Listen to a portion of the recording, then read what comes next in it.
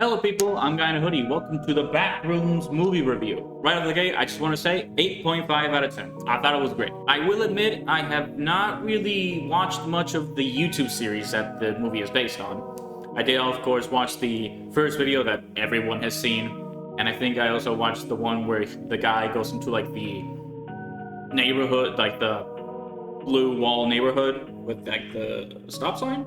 No, it was like a street sign. Basically, I'm not that familiar with the Backrooms, but I know enough to the point where I was interested enough to go watch this. Plus, also, it kind of goes along with my channel theme-ish thing, where I kind of take a look at internet stuff, like with Iron Lung or Financial Freddy's.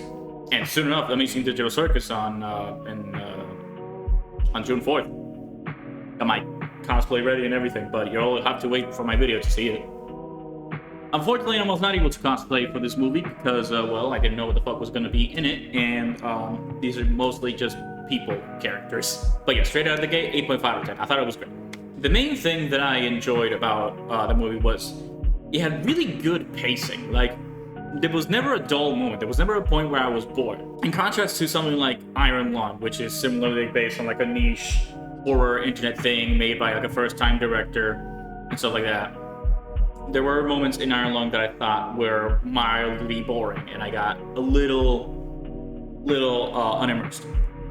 Backrooms was nothing like that. I was on the edge of my seat the entire time, which is saying something considering my seat was a recliner. Yeah, so it was like from beginning to end, I was entertained the whole way through. I can easily see myself in the future rewatching this with potentially like any friends who are willing to watch it, or maybe family if they want to not be cowards for once in their life. I will admit, the movie was indeed a little spooky.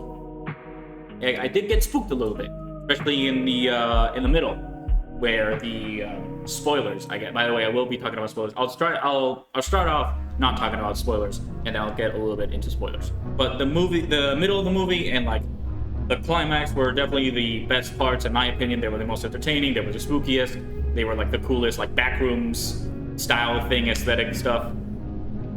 So those were definitely my favorite parts. I did appreciate how it did have a little bit of jump scares, but not that many. It did instead lean into the Backrooms horror aesthetic of like, I don't understand where the fuck I am. I don't understand how this place works. I don't understand what I'm looking at. This movie does a great job at that, especially in the middle section. I found the characters, the main character, there's two main characters.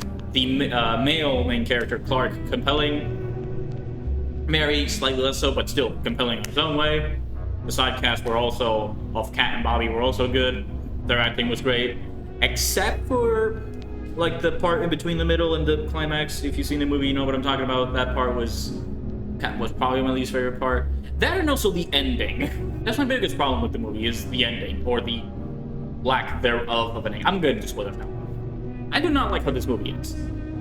Basically, if you haven't seen the movie and you don't plan to, you just want to listen to me talk about spoilers. The movie ends with Mary like running away from like a demented Clark monster entity. I'm gonna just call him Captain Clark because I think that's the best way to address him.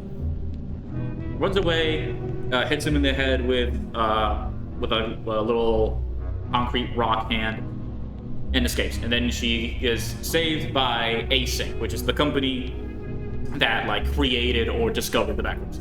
By the way, I found it fairly interesting, and I'm somewhat relieved that I didn't really focus much on Async.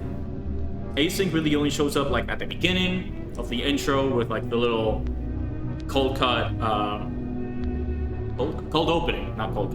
opening found footage section, which was also pretty neat. And they show up at the end to save Mary from the Captain Clark monster. And I do appreciate how they didn't really focus that much into it, because I honestly, from an outsider's perspective, that seems like the least interesting part about the Backrooms. There's the whole like government conspiracy, company stuff, science in it. However, at the end, so Async saves Mary from the monster. She gets sit down and has a little conversation with a guy named Dr. Phil, and then it shows you a couple pictures of the Backrooms, shows you that Mary has been transformed into like a memory Backrooms person, and then boom, credits. We never find out what happened to Mary. We don't find out if Captain Clark is still monster is still alive or not. It... Now, obviously, if that's setting up for a sequel, I think I'm a little bit okay with that. I would definitely love a sequel to this. It definitely feels like it's open for a sequel with both continuing like Mary's future in the Backrooms, but also like Mary's past, because we kind of see little hints of that with like her schizophrenic mother and like her childhood home and that, but we don't get too much. So obviously, there's a lot of room for that to be explored in any potential sequels, and also the Backrooms to be explored. I mean, the Backrooms is supposed to be infinite, so obviously there's always stuff more to explore. Plus, we don't know 100% if the Captain Clark monster is dead, so he could come back. The thing that bothers me a little bit about the Captain Clark monster is that he's so different from the other like memory people that we see in the movie. Now, obviously, that makes him like scarier in a way, because like, okay, first off, we're unfamiliar. Actually, no, he's actually not really that scary in comparison, because one, in the dinner scene, which is my least favorite part of the movie, it was kind of dull in comparison with the rest of it. It is shown that the memory people are like made out of like foam and goo or some shit, and like you can eat it. By the way, how did Clark find that out? Like, there's a lot to Clark we don't know. I mean, his memory version is literally like a fucking monster that just kills without reason. And then he somehow finds out that the memory people don't feel pain and you can eat them. How did you find that out, Clark? The guy was probably like a alcoholic abuser to his ex-wife, probably. He got into voice and stuff like that. Unreliable narrator. It's a cool story. He's like the interesting character in the story compared to Mary, but it gets more focus. Anyways, so we find out that you can eat the memory people, that they're made out of goo and foam and whatever the fuck. But then when Mary hits Captain Clark in the head with the concrete hand, it spews out like regular blood and meat. And also, his design, he's bigger and skinnier than all the other memory people, but he has a fairly like normal-ish face in comparison. Like you have the fat guy, the wheelchair guy, and the red coat lady, who in theory could be Clark's ex-wife, which would explain why she got scared of him when the monster Clark showed up. Little theory there.